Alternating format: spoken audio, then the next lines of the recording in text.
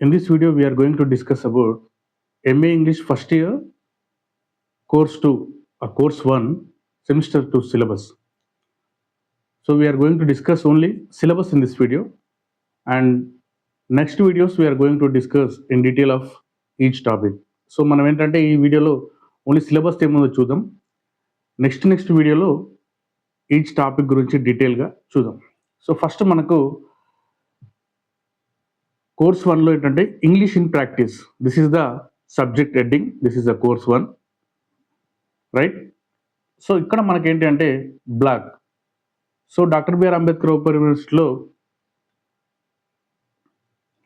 ఏ subject తీసుకున్నా కానీ మనకు బ్లాక్ వైజ్గా డివైడ్ చేసి ఉంటుంది.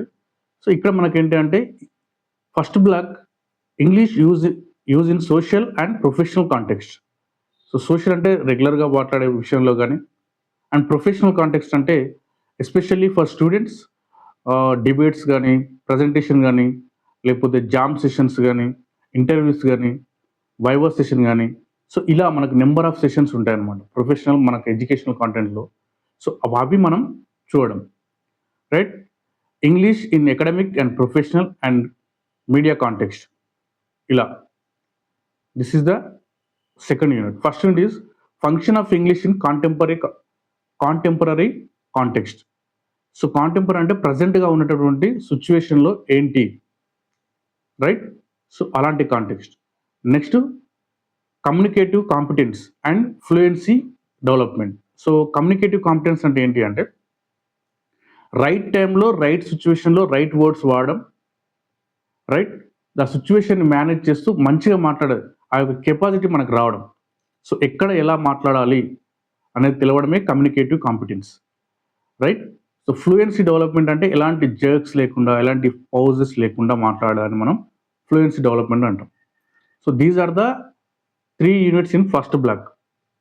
First unit is functions of English in contemporary context, English in academic, professional and media context, communicative competence and fluency development. So these are the 3 units. Next block,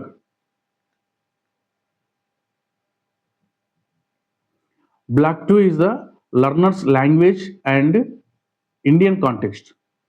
So Indian కాంటెక్స్ట్లో ఉన్నటువంటి learning ఏంటి. So errors of Indian learners of English. So మ్యాక్సిమంగా మన Indians చేసేటటువంటి mistakes ఏంటి, ఎలాంటి mistakes మనం చేస్తాం. ఎందుకంటే we have lot of regional language. మనము రికగ్నైజ్ చేసిన లాంగ్వేజెస్ మనకు 22 అఫీషియల్ లాంగ్వేజెస్ ఉంటాయి ఇండియాలో, రైట్. సో అలాంటి లాంగ్వేజెస్ ఇంకా అన్అఫిషియల్గా లాట్ ఆఫ్ లాంగ్వేజెస్ ఉంటాయి. ఫర్ ఎగ్జాంపుల్ మనం ఎరగల భాష అంటాం, లంబాడి భాష అంటాం. అలాగే lot of languages are there in India.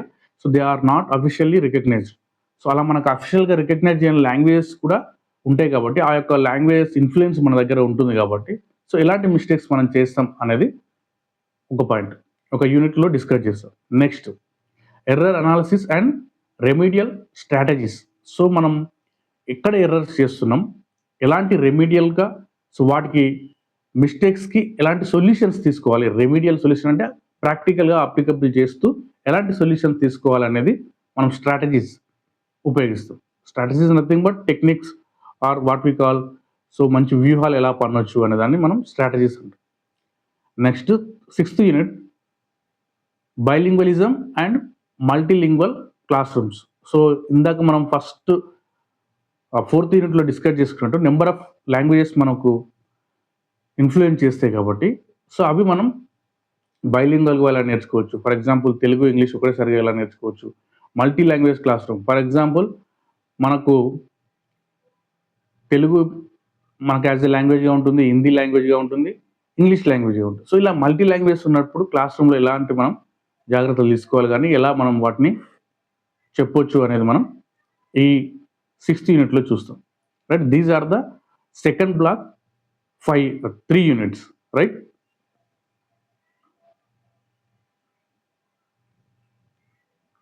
Next block.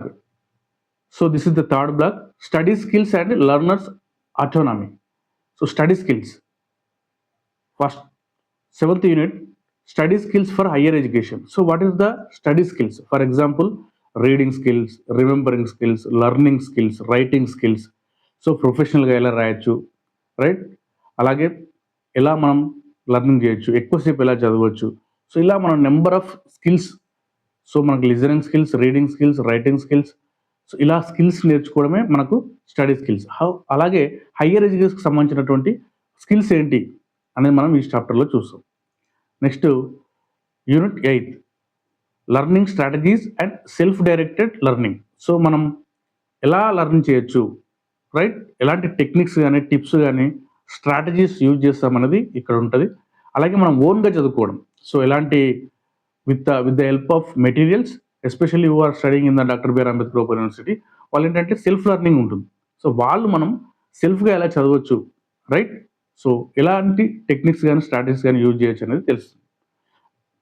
Now 9th unit technology for independent language learning. So టెక్నాలజీని యూజ్ చేసుకుని ఎలా ఇండిపెండెంట్ లెర్నింగ్ మనం చేస్తాం అనేది one of the unit, right? So for example AI కానీ, లేకపోతే మొబైల్ కానీ, లేకపోతే ఇంటర్నెట్ని యూజ్ చేసుకుని how we are going to learn a language and how we are going to develop the language competence or language fluency. So how we are that kind of development, how we are going to develop. So this is the another one, 9th unit. Next we are going to discuss about 4th block, oral communication in practice. So literal ga how we are going to practice, మనం రెగ్యులర్గా ఎలా practice చేస్తాం అనేది ఇలా ఉంటుంది. For example ఎలా అంటే listening in real life and academics situation. So real life అంటే మనం రెగ్యులర్గా ఓన్లీ టెక్స్ట్ బుక్సే కాకుండా రెగ్యులర్గా ఎలా వాడుతున్నాం.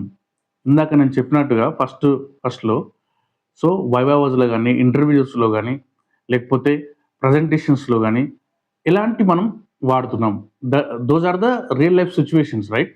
సో ఆ సిచ్యువేషన్లో మనం ఎలా ఇంగ్లీష్ను వాడుతున్నాం, రైట్? That is the another thing. Next spoken interaction, presentation and discussion skills. So presentation ఎలా ఇవ్వచ్చు, ఇంటరాక్షన్ ఎలా కావాలి, మనం ఒకరితో ఒకరికి ఎలా కన్వర్జేషన్స్ ఎలా స్టార్ట్ చేయాలి, రైట్? ఎలా బిగిన్ చేయాలి, ప్రొఫెషనల్గా ఎలా ఉంటుంది, సో ప్రొఫెషనల్గా ఎలాంటి మిస్టేక్స్ చేయొద్దు అనే ఇంటరాక్షన్స్ ఎలా ఉంటుంది అనేది మనం ఈ చాప్టర్లో చూస్తాం. Next integrated listening, speaking tasks. అంటే చిన్న చిన్న స్మాల్ డ్రిల్స్ చేయడం కానీ, స్మాల్ టాపిక్స్ని ఎలా యూజ్ చేయడం కానీ అవి మనం ఇక్కడ డిస్కస్ చేస్తాం. This is about the oral communication in practice. Especially here we are practising the real life situations and real life conversations in this block. So total 3 blocks majorly focusing on listening, speaking. So it means input and output. These 3 units discuss about input and output, right? Next, final one.